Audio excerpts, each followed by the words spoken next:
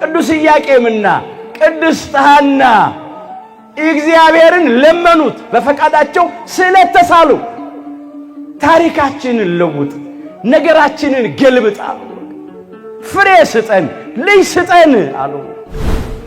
ጥቂት ሲለምኑት ብዙ የሚሰጥ አምላክ ነው። ትንሽ ነገር ሲለምኑት ትልቅ ነገር የሚሰጥ አምላክ ነው የኛ አምላክ። ልጅ ስጠን ያሉት ቅዱስ ኢያቄምና ቅድስት ሐና የሰጣቸው ግን ከፍጥረታት ሁሉ የምትበልጥ ከፈጣሪ በታች ከፍጥራን ሁሉ በላይ ሆነች። በታኅሳስ 3 ቀን እንደተሳሉት ብፅዓት እንደገቡት በአንደበታቸው እንደተናገሩት ለመፈጸም ቅድስተ ቅዱሳን ድንግል ማርያምን ወደ ቤተ መቅደስ ይዘው መጡ። በዚያን ጊዜ የነበረው ሊቀ ካህናቱ ዘካርያስ ነው ይላል ታሪኩ።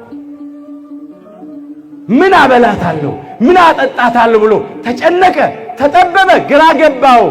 ያን ጊዜ ብርሃናዊው ሰማያዊው እሳታዊው መልአክ ሊቀ መላእክት ቅዱስ ፋኑኤል ከሰማይ ህብስት ሰማያዊ ጽዋ ሰማያዊ ይዞ እየበረረ ወደ እርሷ መጣ።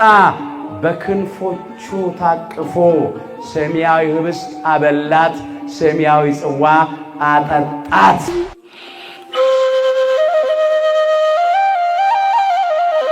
ለዛሬ አምላካችን እግዚአብሔር እንደረዳን መጠን በሚኖረን ጊዜ የምንማርበት የትምህርታችን ርዕስ ይህ ይሆናል።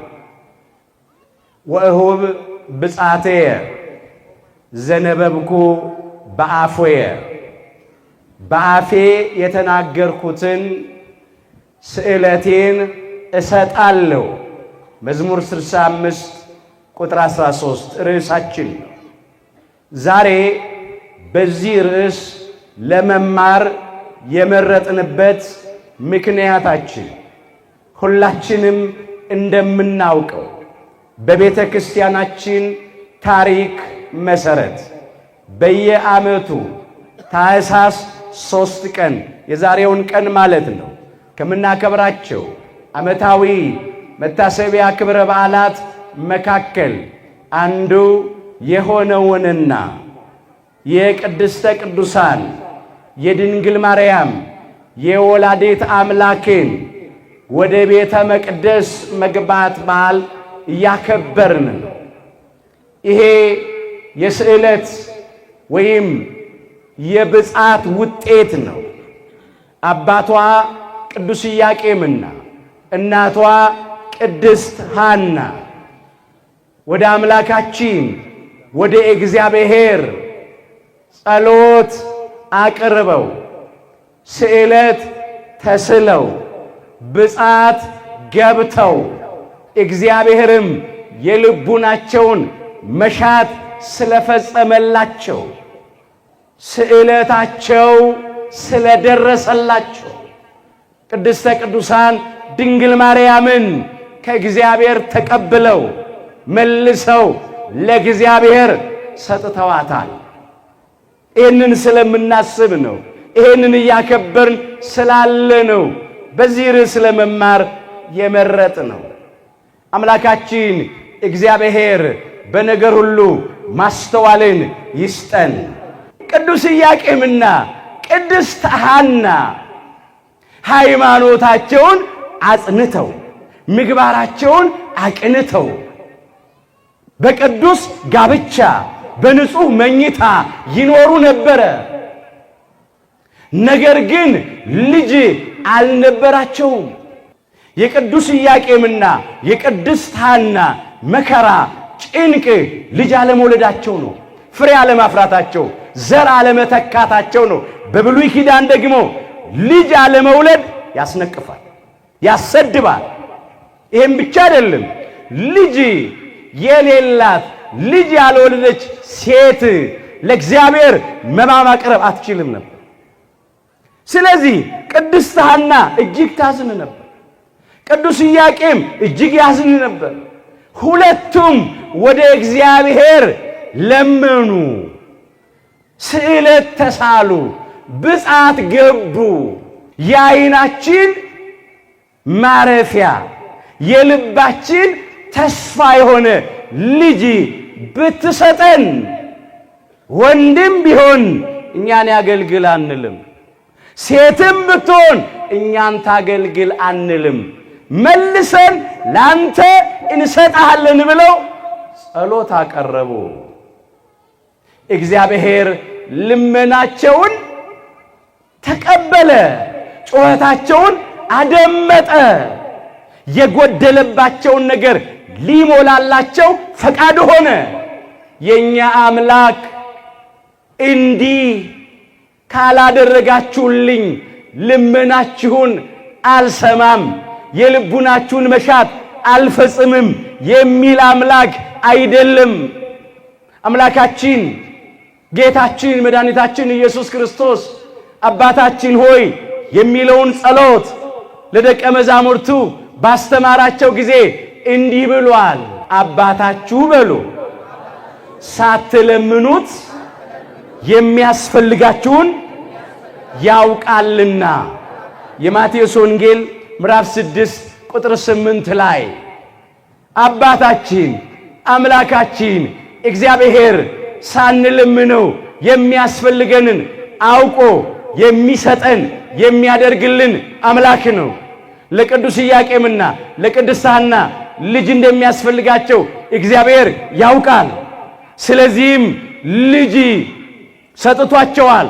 እነሱም ስዕለት ስለተሳሉ ብቻ አይደለም፣ አስቀድሞ እግዚአብሔር ቅድስተ ቅዱሳን ድንግል ማርያም ወላዲተ አምላክ ከነሱ ትወለድ ዘንድ አዘጋጅቷል። በአምላክ ልቡና ታስባ ትኖር የነበረች ስለነበረች፣ ነገር ግን እነሱ ተሳሉ በፈቃዳቸው ለመኑ። አስተውሎ ወገኖቼ፣ አንዳንዴ ስዕለትን ስናነሳ እግዚአብሔር ስዕለት ሳትሳሉ አልሰማችሁም አላለም። ስዕለት የፈቃድ ነው። ሰው ወዶ ፈቅዶ ነው የሚሳለው። ይህን አስረግጠን ለማየት ነው።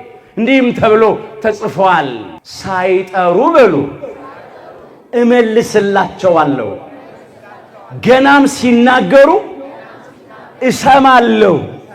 ትንቢተ ኢሳይያስ ምዕራፍ 65 ቁጥር 24 ላይ እንደዚህ አይነት አምላክን ያለን ሳይጠሩ እመልስላቸዋለሁ አለ።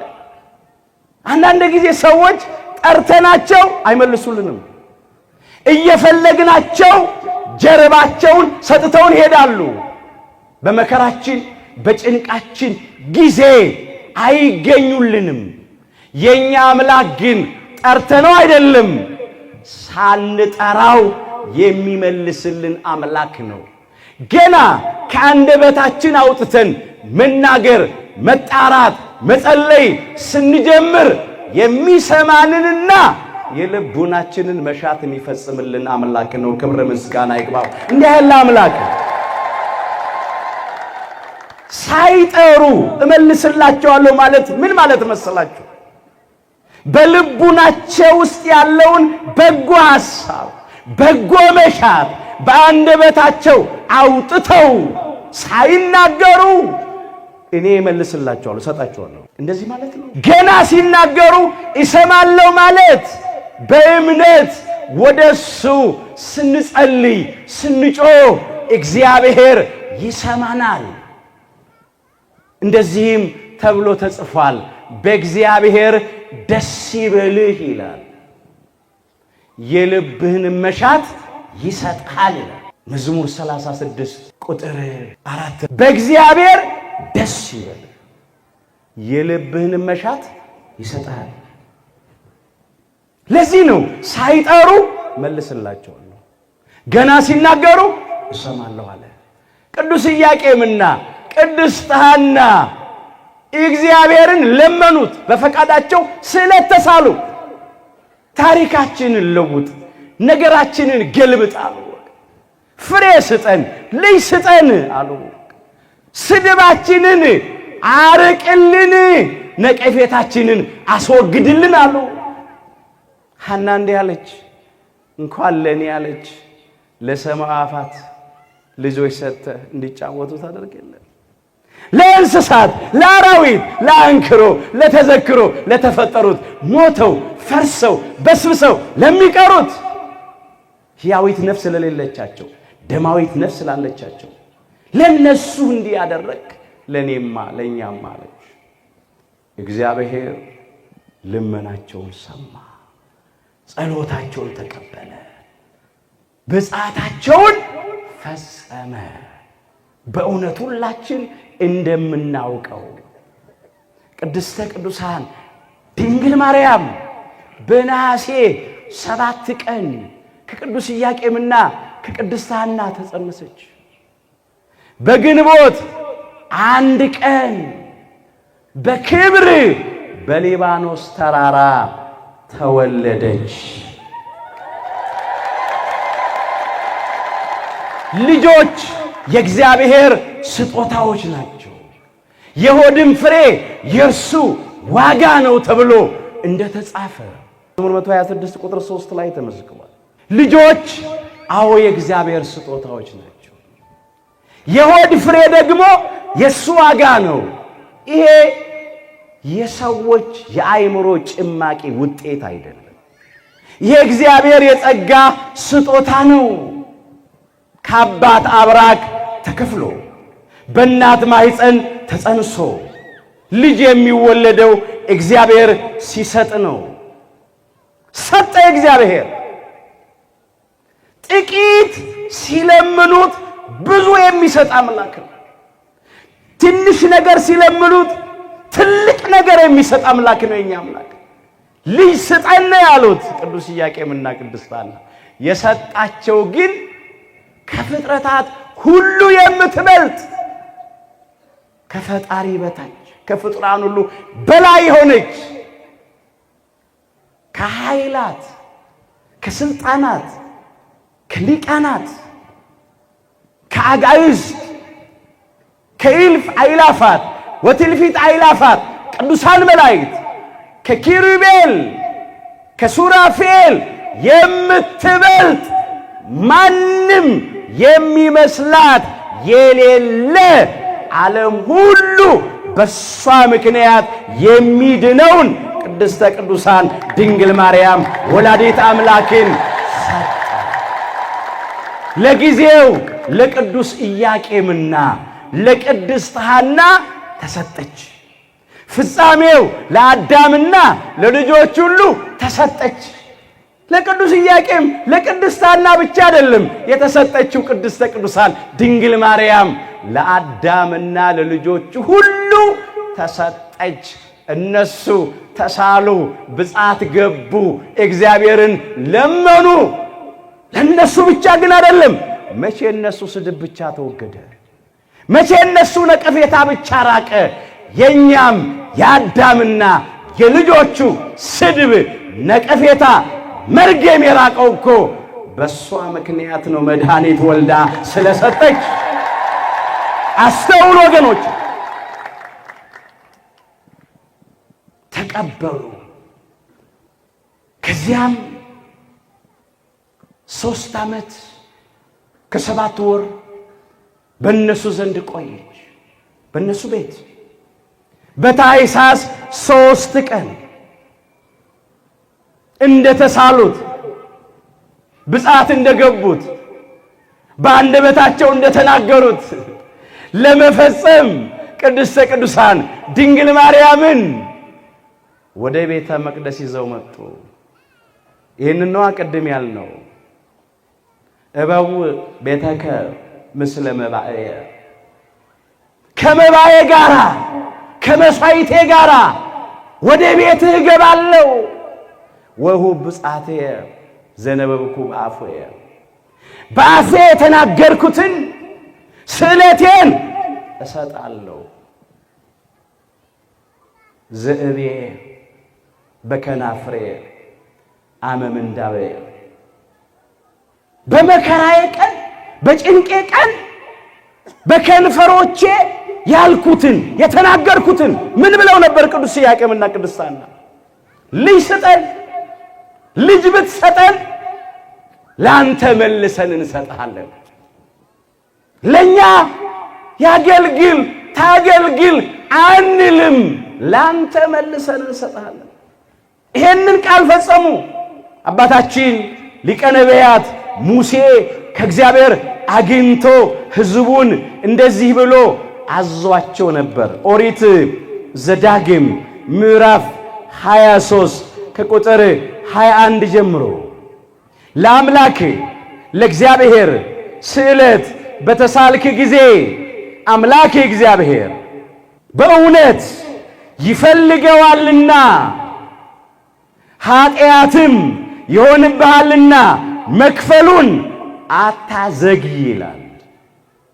ባትሳል ግን ኃጢአት የለብህም ይላል። መሳል ጽድቅ አይደለም፣ አለመሳል ኃጢአት አይደለም። ስዕለት በጽድቅና በኩነኔ ውስጥ ቦታ የለው። ባትሳል ኃጢአት የለብህም አለ። ነገር ግን አለ ከተሳልክ ግን የተሳልከውን ፈጽመው። በአፍህ የተናገርከውን ለአምላክህ ለእግዚአብሔር በፈቃድህ ተስለሃልና። በምን ተስለሃል? ከከንፈርህ የወጣውን ታደርግ ዘንድ ጠብቅ ይላል። ስዕለት የፈቃድ ነው። ቅዱስ ኢያቄም ቅድስት ሐና በፈቃዳቸው ነው የተሳሉት፣ በፈቃዳቸው ነው የጠየቁት። ወደው ነው ስጠን እንሰጣለን ያሉት። ባይሉትም እግዚአብሔር ይሰጣል። ብዙዎች ጸንሰው የወለዱት እኮ ተስለው አይደለም እኮ እግዚአብሔር ስለሰጠ እኮ ነው። ከመጀመሪያዎቹ ሰዎች ከአዳምና ከሔዋን ጀምሮ ብናይ እግዚአብሔር ስለሰጠ ነው፣ እግዚአብሔር ስለፈቀደ ነው። ካልተሳላችሁ ብጻት ካልገባችሁ አልሰጥም አላለም እግዚአብሔር። የፈቃድ ነው። ቅድስተ ቅዱሳን ድንግል ማርያም ለቅዱስ ኢያቄምና ለቅድስት ሐና አንድ ነች። አንዲት ልጃቸውን ግን በቃላቸው መሰረት አምጥተው ሰጡ። ይህንን ማለት ነው በቃ ከከንፈርህ የወጣውን ታደርግ ዘንድ ጠብቅ። በአፍ የተናገርከውን ለአምላክ ለእግዚአብሔር በፈቃድህ የተሳልከውን ፈጽሙ ማለት እንዲህ ነው። ፈጽሙ። አምጥተው ሰጡ። በዚያን ጊዜ የነበረው ሊቀ ካህናቱ ዘካርያስ ነው ይላል ታሪኩ። ምን አበላታለሁ ምን አጠጣታለሁ ብሎ ተጨነቀ፣ ተጠበበ፣ ግራ ገባው። ያን ጊዜ ብርሃናዊው ሰማያዊው እሳታዊው መልአክ ሊቀ መላእክት ቅዱስ ፋኑኤል ከሰማይ ህብስት ሰማያዊ ጽዋ ሰማያዊ ይዞ እየበረረ ወደ እርሷ መጣ። በክንፎቹ ታቅፎ ሰማያዊ ህብስት አበላት፣ ሰማያዊ ጽዋ አጠጣት። በመላእክት እንክብካቤ በቤተ መቅደስ ኖረ። ይሄ ነው የተፈጸመው። ሊቀ መላእክት ቅዱስ ፋኑኤልን የሚያነሳ ነው። ለዚህ ነው ቅድስተ ቅዱሳን ድንግል ማርያም አማናዊቷ ቤተ መቅደስ በሰው እጅ ወደ ተሰራው ቤተ መቅደስ ውስጥ ገባች። ሕያዊቷ ዘላለማዊቷ ቤተ መቅደስ እሳተ መለኮትን 9 ወር ከ5 ቀን በማህፀኗ የተሸከመች ማሂደረ መለኮት ወላዲት አምላክ ምራገ ጸሎት አንቀጸ ብርሃን መሰረተ ሕይወት መዝገበ በረከት ቅድስተ ቅዱሳን ድንግል ማርያም ወላዲት አምላክ ክብር ይግባት። እሷ አማናዊት ቤተ መቅደስ በሰው እጅ ወደ ተሰራው ህንፃ ቤተ መቅደስ ገባች። ለቤተ መቅደሷ ቤቷ ቤተ መቅደሱ ተባቷል። ባይታ ለማርያም የምንለው ለዚህ ነው የገባችበት ነው። እንግዲህ በቅድስተ ቅዱሳን በድንግል ማርያም ምክንያት ዓለም ዳነ። ዛሬ እኛ ከዚህ ምን እንማር ወገኖቼ? ምን እንማር? እኛስ የምንነቀፍበት የምንሰደብበት ብዙ ጉዳይ እኮ አለ፣ ብዙ ነገር እኮ አለ።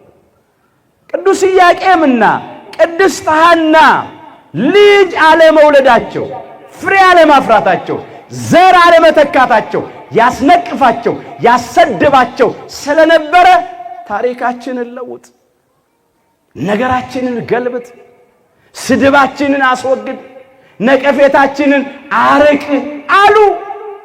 በእውነት ለወጠ። ሐዘናቸው ለደስታ፣ ልቅሷቸው ለሳቅ ተቀየረ። የቅድስት ሐና ማኅፀን ለመለመ። ቅድስተ ቅዱሳን ድንግል ማርያም አፈራ፣ ወልዳ ሰጠች። የአዳምና የኛም የልጆቹ ነቀፌታ ተወገደ። ስድባችን ራቀ።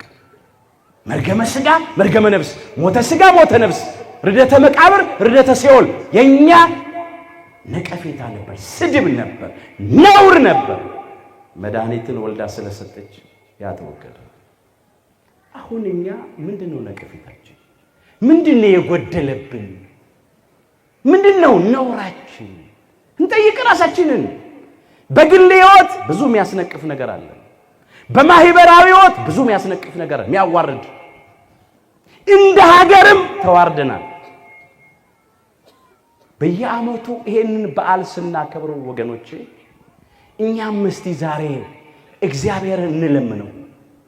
እግዚአብሔር የኛንም ነቀፌታና ስድብ እንዲያስወግድ እንዲያርቅልን።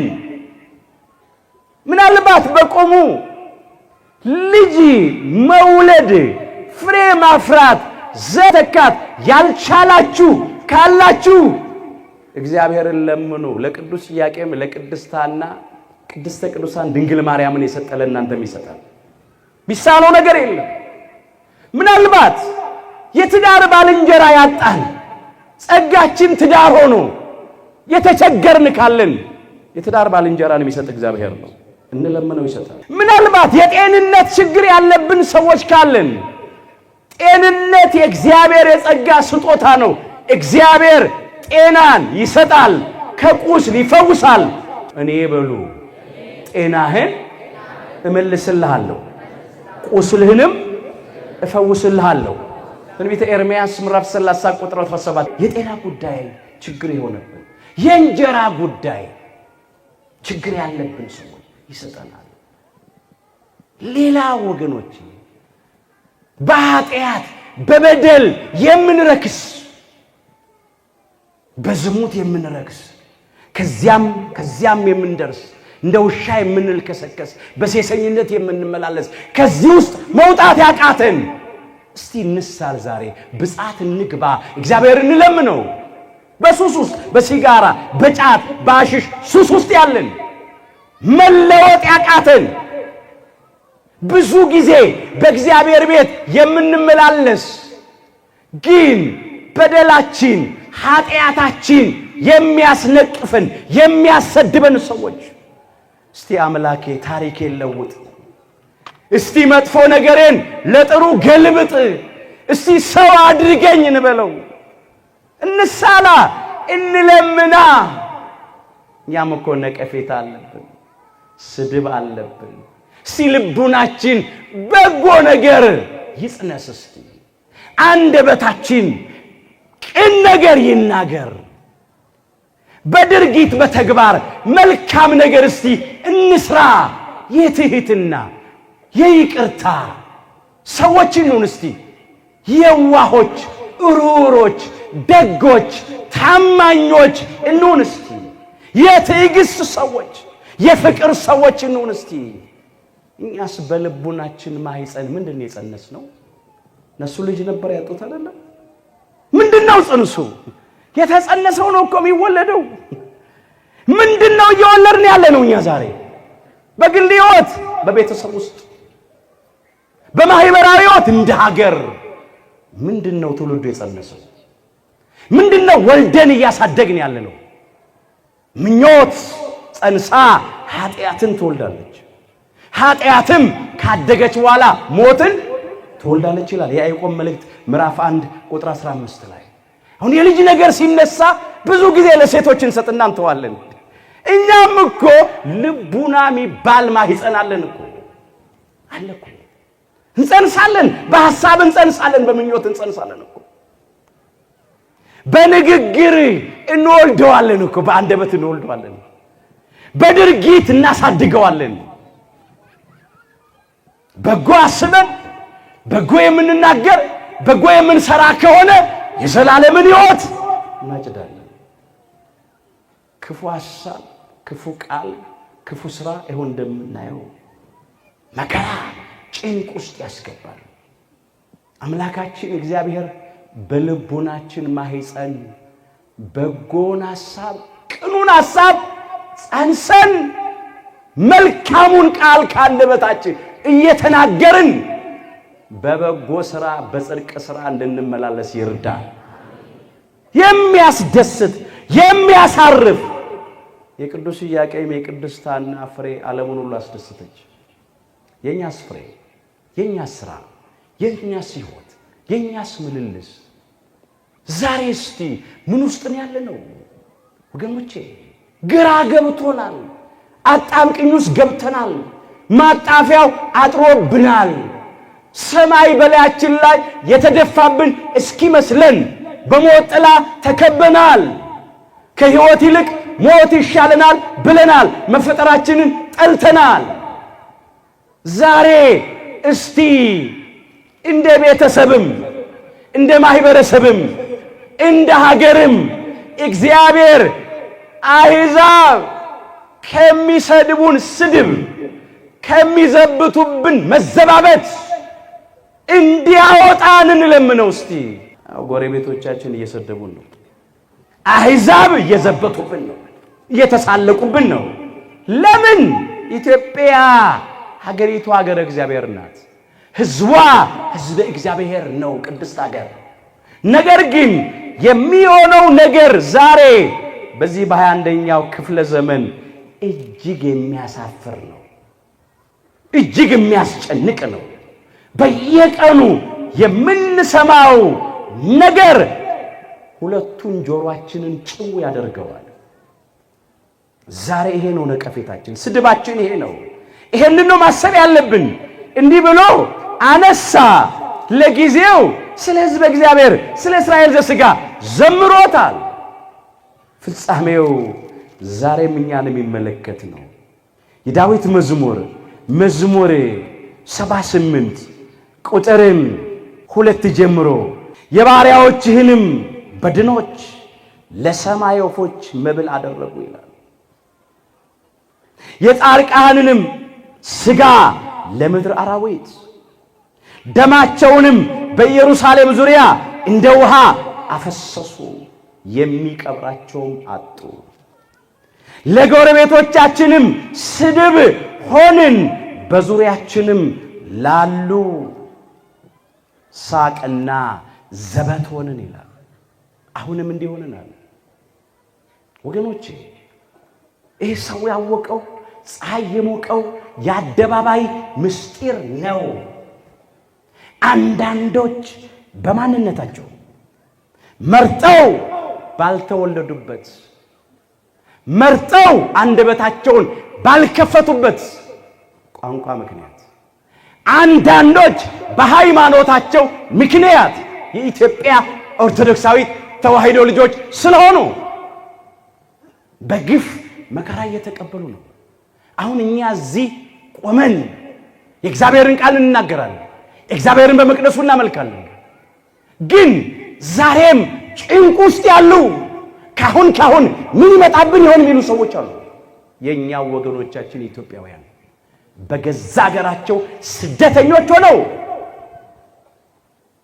አንድ ፍሬ ሕፃናት ምንም ማቁ፣ ነፍሰ ጡሮች፣ አራሶች፣ አረጋውያት ጭንቅ ውስጥ ነው ያሉት፣ መከራ ውስጥ ነው ያሉት። እንደ በግ እንደ ዶሮ እየታረዱ ነው፣ እንደ ጎመን እየተቀረደዱ ነው። ነፍሰ ጡር ማይጸኗ ተቀዶ ጽንሱን አውጥቶ ሲጥሉ አይተናል። ስንቱን ልንገራችሁ። ስጋቸውን የምድር አራዊት በሉ፣ የሰማይ አሞሮችና አዕዋፋት በሉት። ይሄ እኮ ነው የተፈጸመው ዛሬ በ21ኛው ክፍለ ዘመን የእንስሳት መብት በተከበረበት ዘመን ማለት ነው። ኢትዮጵያ ውስጥ ዛሬ ዋጋ ያጣው ዋጋው የረከሰው የሰው ሕይወት ነው። ዕቃውማ በየጊዜው ይወደዳል፣ ይጨምራል ዋጋው። ውድ ዋጋ የተከፈለለት ቅዱስ ሥጋውን የቆረሰለት ክቡር ደሙን ያፈሰሰለት ነፍሱን ለመስቀል ሞት አሳልፎ የሰጠለት የሰው ሕይወት ግን ዛሬ ዋጋ አጥቷል። እግዚአብሔር በቃችሁ ይበለን። የቆረጥነውን ተስፋ ይቀጥልልን። እንደገና በምህረቱ ይሄን ስድብ፣ ይሄን ነቀፌታ፣ ይሄን ነውር ከኢትዮጵያና ከኢትዮጵያውያን ላይ እግዚአብሔር ያርቅልን። እንግዲህ ከ95% በላይ ፈጣሪውን የሚያመልክ ሕዝብ ነው የሚባለው። እንደዚህ ተብሎ ነው የሚነገረው። ግን እግዚአብሔርን የሚያመልክ እግዚአብሔርን የሚፈራ ሰውን የሚያፍር ሰው እንዲህ ያደርጋል፣ እንዲህ ይደረጋል። የት ውስጥ ነው ያለ ነው እንዴ? ዛሬ እኮ ምንም ቢኖር ሰላም ከሌለ እኮ ምን ማድረግ አይቻልም። ልጅ ወልዶ ለማሳደግ፣ ሰርቶ ለማግኘት፣ ተምሮ ውጤት ለመብቃት፣ ወጥቶ ለመግባት፣ ነግዶ ለማትረፍ፣ ምንም ነገር ለማድረግ ሰላም ያስፈልጋል። ሰላም ከሌለ ምንም ዋጋ የለውም። ወገኖች ዝም ብለን አንቀመጥ። አሁን ከልብ ተመልሰን እንጩህ፣ በእምነት ሆነን እንጩህ። ይሄ መጥፎ ታሪክ ለጥሩ የሚቀየረው፣ ይሄ መጥፎ ነገር ለመልካም የሚገለበጠው ከልብ ተመልሰን ወደ እግዚአብሔር ስንጮህ ነው። እኛም ስድብ አለብን፣ ነቀፌታ አለብን፣ ነውር አለብን። ደስታ የለንም፣ ሰላም የለንም፣ እረፍት የለንም። እየተጨነቅን ያለነው። ስንት ህዝብ ነው ያለቀው በጦርነቱ? እኔ ምን እነግራችኋለሁ? ግልጽ እኮ ነው። ይሄ የእርስ በርስ ጦርነት እጅግ በሚያሳዝን ሁኔታ እግዚአብሔር ዓለሙን አንድ ጠራ ሰማይ ስር ነው የሚያኖረው፣ አንድ ወለል ምድር ላይ ነው የሚያኖረው። የሁላችን አምላክ እግዚአብሔር ነው። ሁላችንንም በዝናብ እያበቀለ በፀሐይ እያበሰለ ይመግበናል። አባታችን አዳም ነው፣ እናታችን ሔዋን ናት። ከዚያ እኮ ነው የተገኘነው ሁላችንም። ወረድ ሲል በኖህ ምክንያት የተረፍ ሕዝብ ነን። ልዩ ልዩ ቋንቋ ብንናገርም አንድ ነን። እንኳን እኛ ኢትዮጵያውያን ቀርቶ በዓለም ላይ የሚኖሩ የሰው ልጆች በሙሉ አንድ ናቸው። ግንዱ፣ ነቁ፣ ምንጩ አንድ አዳም ነው። ምናልባት የቆዳ ቀለማችን ይለያይ ይሆናል። ነጮች አሉ፣ ጥቁሮች አሉ። እኛ ኢትዮጵያውያን ጠይምና ለስላሳ ሕዝብ፣ የአበቦች ህብረ ቀለማት ያለን አለን። ጾታችን ይለያይ ይሆናል። ወንዶች አለን፣ ሴቶች አሉ። በሰውነት አንድ ነን። ሃይማኖታችን እንኳን ይለያይ ይሆናል። እኛ የኢትዮጵያ ኦርቶዶክሳዊት ተዋሕዶ ቤተክርስቲያን ልጆች ነን። ሌላ እምነት የሚከተሉ ደግሞ ሰዎች አሉ። ግን በሰውነት አንድ ነን። በባህል እንለያይ ይሆናል። በሰውነት አንድ ነን። በአመለካከት በሙያ እንለያይ ይሆናል። በሰውነት ግን አንድ ነን። በምድር ሁሉ ላይ በሉ እንዲኖሩ የሰውን ወገኖች ሁሉ ከአንድ ፈጠረ። የሐዋርያት ሥራ ምዕራፍ 17 ቁጥር 26 ላይ በምድር ሁሉ ላይ እንዲኖሩ አለ። በአራቱም ማዕዘናት፣ በሰሜንም በደቡብም በምስራቅም በምዕራብም በአራቱም ማዕዘናት በዓለም ውስጥ በሙሉ እንኳን በሀገራችን በኢትዮጵያ የሰውን ወገኖች ሁሉ ከአንድ ፈጠረ አለ። ከአዳም ሔዋንም ከአዳም ጎን የወጣችው በቃ ሌላ ነገር የለም። ዛሬ ግን እጅግ በሚያሳዝን ሁኔታ እባካችሁ እናስተውል። ኢትዮጵያውያን የተበላላንበት፣ የተጣላንበት፣ የተነካከስንበት ዘመን ይብቃ። አሁን ስዕለት እንሳል፣ ብጻት እንግባ። ነቀፌታችንን ብታስወግድልን፣ ስድባችንን ብታርቅልን፣ የቀደመውን የአያቶቻችን የቅድመ አያቶቻችንን የሰላም የፍቅር የደስታ ዘመን መልሰ ብታመጣልን እንዲህ እናደርጋለን እንበል። በፊቱ ቆመን አልቅሰን እንለምነው። ከዚህ ምንም አላተረፍንም፣ ምንም ነገር አናተርፍም፣ ምንም አናገኝም። በጣም እኮ ያሳዝናል። እኛ የኢትዮጵያ ኦርቶዶክሳዊት ተዋሕዶ ቤተክርስቲያኖች ከራሳችን እንጀምር። በአንድ መስቀል ሄዳንን፣ ከአንድ ማኅፀነ ዮርዳኖስ፣ ከአንድ ጸጋ መንፈስ ቅዱስ ዳግም በጥምቀት የተወለድንን፣ በአንዱ ሜሮን የከበርንን፣ ከአንዱ ኅብስት ከቅዱስ ሥጋው ከአባቶቻችን ከካህናት እጅ ቅዱስ ሥጋውን የተቋደስንን ከአንዱ ጽዋ ከክቡር ደሙ ከወንድሞቻችን ከዲያቆናት እጅ በርፈ መስቀል ክቡር ደሙን የቀመስንን ብዙ ብልቶች ስንሆን በክርስቶስ አንድ አካል ነን። የአንዲት ቤተክርስቲያን ልጆች አንዲት ርስ ገነትን ኋላም መንግሥተ ሰማያትን ተስፋ የምናደርግ ነን። በመለያየት በመበላላት በመጠላላት በብዙ ሺህ የሚቆጠሩ ሰዎች አለቁ። ብዙዎች አካለ ጎደሎች ሆኑ። ምን አተረፍን? ምንድነው ያገኘነው ጥቅም? አሁንስ አይበቃንም? እግዚአብሔር በቃችሁ ይበል። እርስ በርሳችሁ ሁሉ ብትበላሉና ብትነካከሱ እርስ በርሳችሁ እንዳትጠፋፉ ተጠንቀቁ። ገላትያ ምዕራፍ 5 ቁጥር 15 ላይ የእርስ በርስ መበላላት፣ መለያየት፣ መነካከስ፣ መጣላት መጨረሻው መጠፋፋት ነው። ለኛ ያለው ይጠፋል፣ እኛንም ያጠፋናል። አሁን እንደምናየው ብዙ ትውልድ የሚታነጽባቸው ትምህርት ቤቶች ወደሙ። ህሙማን የሚታከምባቸው ሆስፒታሎች ፈረሱ።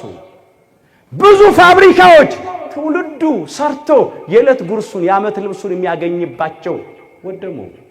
ትውልድ በሃይማኖት የሚታነጽባቸው በምግባር የሚቀረጽባቸው አብያተ ክርስቲያናት ብዙ አገልጋዮች አለቁ። አሁንም እያለቁ ውድ የሆነ የሰው ሕይወት መተኪያ መለኪያ መመለሻ የሌለው የሰው ሕይወት ደግሞ አለቀ። ስንቱን ላንሳላችሁ? ከዚህ ምንም አላተረፍንም። አሁንም እግዚአብሔር ለሁላችንም ማስተዋል ይስጠን። ይህንን ክፉ ቀን ያሳጥርልን፣ መከራውን ሁሉ ከኛ ያርቅልን። በእውነት እኛም ስለታችን ደርሶ ጸሎታችን ተሰምቶ እሱን ቆመን በደስታ በቤተ መቅደሱ እንድናመሰግነው ይርዳል። ይሄ ክፉ ቀን አልፎ ማለት ነው። ሲመሽ እንዴት ይነጋል ነው፣ ሲነጋ እንዴት ይመሻል። እናስባቸው ወገኖቻችን። እግዚአብሔር በእውነት አሁንም እንደገና በመረቱ ይመልከት። አምናችሁ በሉ። በጸሎት የምትለምኑትን ሁሉ ትቀበላላችሁ። የማቴዎስ ወንጌል ምዕራፍ 21 ቁጥር 22። ምንም ይሁን አምነን በጸሎት የምንለምነውን ሁሉ እንቀበላለን። ቅዱስ ኢያቄም፣ ቅድስት ሐና አምነው በጸሎት ስለለመኑ ነው ቅድስተ ቅዱሳን ድንግል ማርያምን ከአምላካችን ከእግዚአብሔር የተቀበሉት። እኛም አምነን እንጸልይ፣ እንጣራ፣ እንጩህ። እግዚአብሔር ይሰጠናል፣ እንቀበላለን። እግዚአብሔርን ጠርቶ እግዚአብሔር ያልሰማው ማንም የለም። በእግዚአብሔር አምኖ ያፈረ ሰው የለም። ከእግዚአብሔር ለምኖ ያልተቀበለ ሰው የለም። የበለጠውን እግዚአብሔር ይሰጠናል። ብቻ በእጃችን ያለውን ግፍና ክፉ ስራ እናስወግድ። የበደልን ሰዎች ይቅርታ እንጠይቅ። የተበደልን ሰዎች ይቅርታ እናድርግ። እርቅ መስርተን ስምምነት አድርገን በፍጹም ልብ በንስሐ ተመልሰን እንጩህ። ይሄም የጭንቅ ጊዜ ያጥራል። ከሌላ ቦታ ምንም አናገኝም፣ አይተነዋል። አደራችሁን አይናችንን ከሌላ ቦታ እናንሳ። በቀራንዮው ንጉሥ በመድኃኒዓለም ላይ እናድርግ። እሱ የሰላም አምላክ ነው። እሱ የሰላም አለቃ ነው። እሱ የሰላም አባት ነው። እሱ የሰላም ንጉሥ ነው። በእውነት አሁንም ፍጹሙን ሰላም፣ እውነተኛውን ሰላም፣ የልቡናን የውስጥን ሰላም ለሀገራችን ለኢትዮጵያና ለሕዝቧ እግዚአብሔር ያድልልን። ወእሁ ብጻቴ ዘነበብኩ በአፉየ፣ በአፌ የተናገርኩትን ስዕለቴን እሰጣለሁ። እኛም ተቀብለን ለመስጠት እግዚአብሔር ያድልን። የስጦታ ቀን ስለሆነ ተቀብለው ነው የሰጡት። እኛም ተቀብለን እንሰጥ ይርዳን። የሁላችንን ፍጻሜ በቸርነቱ ያሳምርልን። ይቆያል።